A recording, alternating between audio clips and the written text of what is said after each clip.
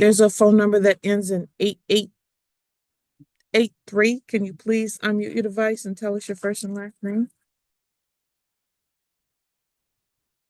It's *6 to unmute. Hit star and 6 to unmute the device. 8883. Please hit *6 to unmute your device. We can't call your case if we don't know who you are.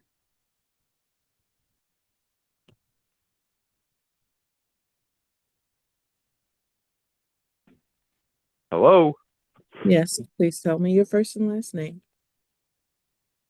Well, my name is Benjamin Meyer, M-E-Y-E-R, unlike the paperwork that I've been sent. That it says M-Y-E-R. It is not me. I am here under duress. Mr. Meyer?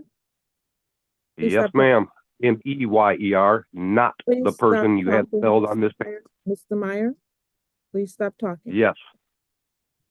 The court will call the case of the state of Michigan versus Benjamin Meyer, case number DIB 053809. Is that correct? What's for the people? 267659. Thank you. Mr. Meyer, you've placed your name on the record a number of times at this point. You're here for a contempt hearing today.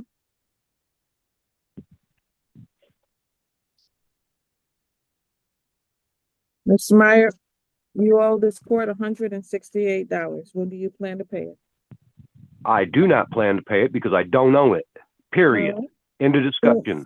Okay. Well, then what I'm going to do, Mr. Meyer, is find you in contempt of court. And what you're going to do is find yourself in a 1984 federal lawsuit. All right. Let's do it however you want to do it. You're found in contempt. You need to be here in person. Absolutely not. December I will not be 12th. coming to your court for any fucking reason. Buckle up, guys. This one starts off absolutely unhinged. A man calling into court not only refuses to acknowledge the judge's authority, but escalates into an expletive-filled meltdown. He threatens violence, denies his identity, and dares a judge to lock him up. So she does, stacking jail time like poker chips. It's courtroom chaos from the word go, and the judge doesn't flinch once. You've never seen a contempt hearing spiral this fast. Bench warrant to issue. And what you're going to do is find a gunfight and a fight on the side of the fucking road. All right. This fine and fee was paid 10 years ago or more. Now, you can either fucking listen or we can do this out in front of your court. Mr. This Meyer. fine was paid 10 years ago. Will not be paid again. You fucking damn near shot me and killed me. Are you fucking kidding me? Have you goddamn lost your fucking minds? 30 days in the Washtenaw County Jail. Keep it up. We'll go with more. And we'll see you hung in front of Washtenaw County Jail. All right. Threats. I'm going to report that to the Attorney General. I'm reporting you to the fucking Attorney General. Are you fucking nuts? Okay. Everything you're saying is being recorded. You are a goddamn tyrant. All right. I called the goddamn fucking attorney's office and you fuckers rejected me. Are you insane? 3 days in the Washtenaw County Jail. Keep it up. Oh, you'll find yourself in prison, bitch. All right. You think you're a goddamn king? You're a fucking tyrant. 90 days in the Washtenaw County Jail. Below me, bitch. All right. Judge, just to let you know, Mr. Smith, it's the middle of page 1. Yes. He does not want to deal with me because he does not have a contract with 4D, with any 4D workers. So he doesn't want really to talk to me. He wouldn't talk about the motion. So I'm going to submit a recommendation that the motion be denied. Okay. Okay. He's very difficult. I know that you read through all the paperwork. He is the individual that was talking about how he has continued to talk about that he's. All right, guys, get ready, because now we enter the fantasy world of sovereign citizens. This man believes he doesn't have to follow the law because, in his words, he never contracted with the court. The legal worker explains the challenge of dealing with someone who speaks in legal gibberish. It's a front row seat to the logic-free zone where constitutional buzzwords replace facts. And the judge, she's just getting warmed up. You know, he has all these constitutional rights, and he's, you know, I don't know. I can't even explain what it is he's trying to get to or what he's trying to talk about. So. Okay. So there's not much I can do. He just basically told me that I'm not someone that he's willing to talk to because he doesn't have a contract with me. He maybe doesn't want to talk with me either, but you can get Sarah. You can bring him in. And I can get him. That. Yeah, and I'm in the process of sending you the recommendation that the motion is denied, but I can go and get him, bring him in. Thank you. Thanks. A motion of the defendant, Father David Smith Jr., to modify custody and parenting time. This hearing is being conducted via Zoom. Present is Sherry Zorn, as well as David Smith Jr. Mr. Smith, it is now 9 o'clock, and you are before Judge Brownick. Good morning. Sir, I can barely hear you. I was in my vehicle where I could, and fortunately, we're back in front of Title 40 incendifications. If you can give me a second so I can make it back out to my vehicle so I can hear you, I would appreciate it. Okay. Do you want to zoom back in then? I'm parked right outside the door. If you give me 60 seconds. I had to come back inside because whatever just went on. Hey, Mr. Smith, your current parenting time is alternating weekends, Friday at 5 till Sunday at 7 with your 2 children. Is that correct? Yeah, but we work outside of the order. I mean, I got numerous evidence that we do work outside of the order. That was arbitrarily done to maximize the dollar amount pursuant to Title 4D. Well, that's wonderful that you can both be flexible about parenting. Here's where things go from bizarre to straight up hilarious. The sovereign citizen tries to rewrite custody law with a bold claim that because he made his kids in private, the court has no say. Seriously, he mixes in Title 4D, the 14th Amendment, and a desperate bid for an 80-20 split. The judge, baffled but composed, calmly reminds him this isn't a constitutional issue. It's family court. Welcome to logic versus lunacy. Time. With your work schedules and the children, that's once we work together. I'm just noting that the last order of the court, August 2015, I do review these files in advance. I review your motions. I review the past orders. I review the history of the case, Mr. Smith. I appreciate that. So I'm just noting that the last order gave you specific parenting time, alternate weekends, Fridays at 5 to 7, Sunday at 7, and you could have additional parenting time, but that's what your absolute minimum. Now, in your motion, you're asking for an 80-20 split pursuant to your 14th Amendment to the U.S. Constitution. I don't know. This is not a constitutional issue. It's a state law issue, Mr. Smith. And in order for, first of all, have you talked with Ms. Zorn this morning? Do the two of you have an agreement? Certainly, if you have the agreement, you know what's best for your 2 children. Sir, We do not. Okay. So is there any merit in talking, Ms. Zorn and Mr. Smith? I object. I made my kids in private. I'll raise them in private. My kids, this is a non-TANF case. Am I presumed to be innocent at this time with all my constitutional rights in full force and effect, sir? Absolutely, you're innocent, but there's no criminal charges here, so I'm not sure what you're innocent of. But, Mr. Smith, no one's accusing you of anything. I'm just asking, normally the 2 parents will talk, and maybe they come to their own agreement, but that apparently is not to be possible this morning.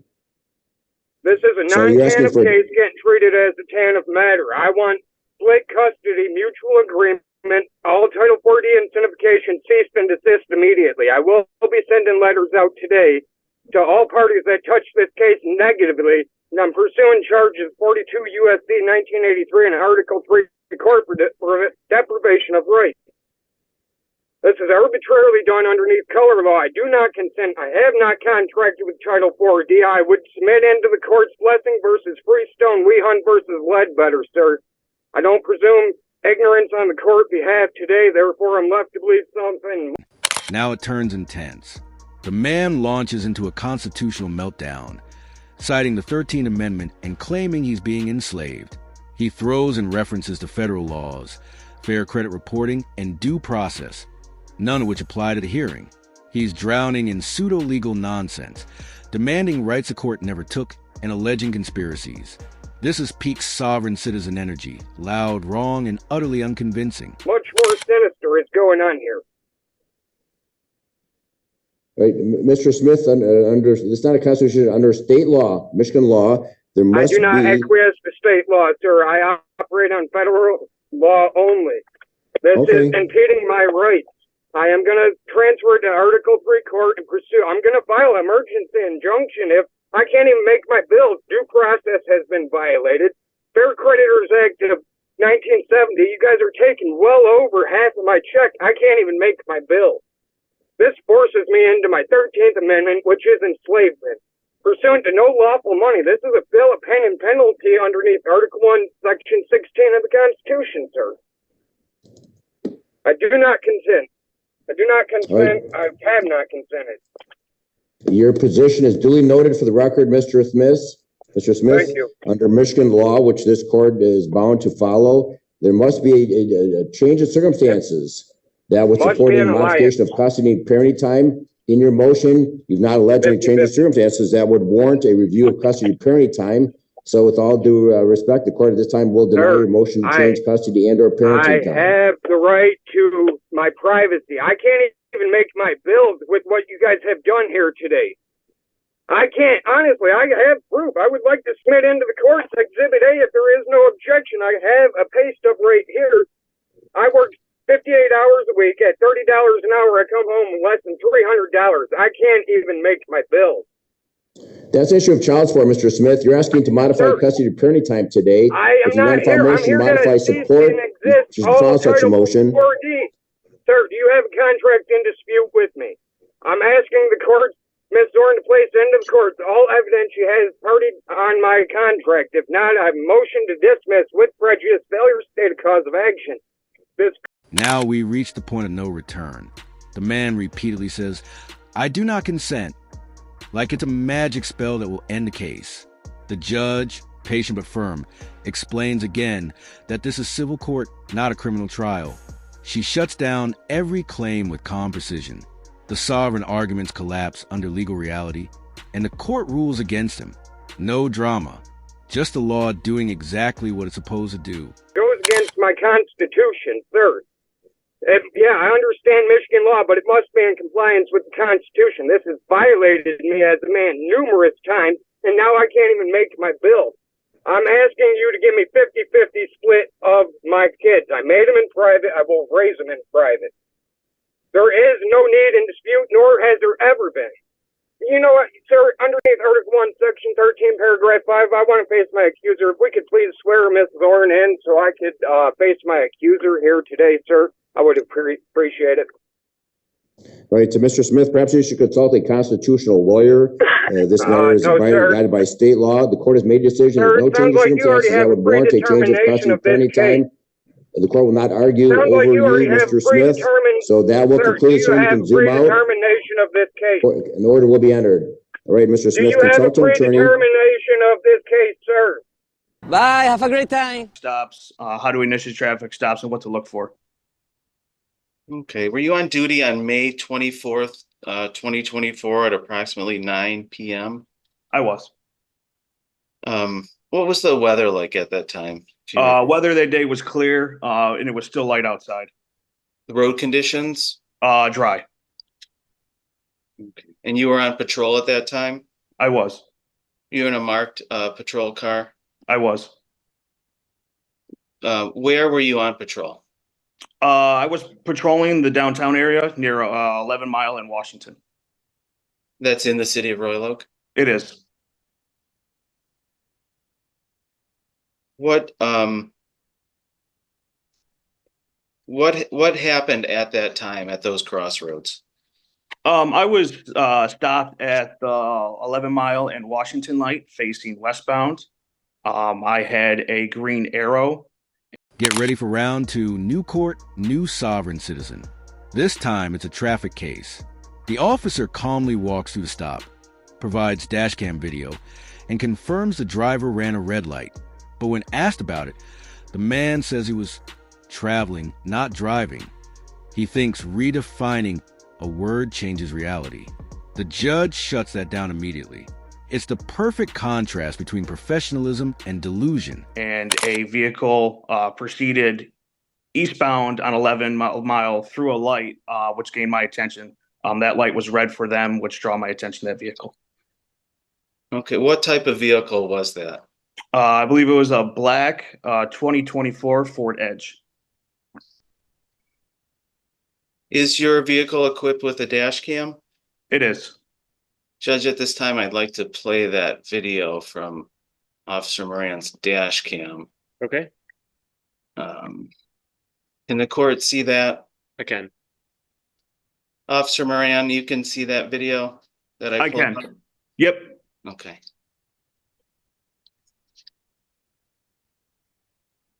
Just playing that video now, Judge. Okay.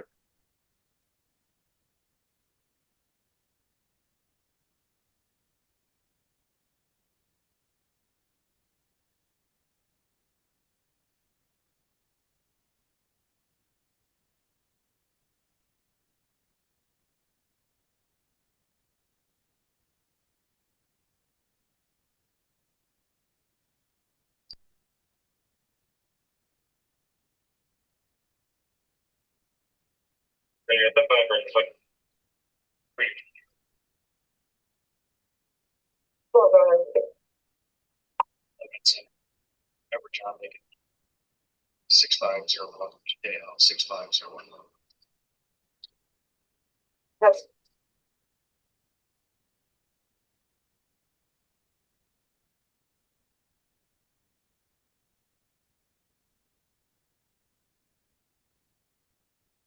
Judge, I'm just gonna stop that video here.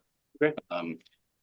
If defense would like to play the rest of the video subsequently, we can. I just wanted the court and Officer Moran to see the stop. All right. The sovereign defense reaches a predictable final form, asking if there's an injured party and demanding the judge prove they swore an oath. It's a script, not a defense, and the court sees right through it. The judge doesn't entertain the nonsense and sticks to facts. This is a textbook sovereign citizen fail. Loud claims, zero results. Like the video, subscribe to the channel, and we'll see you in the next one.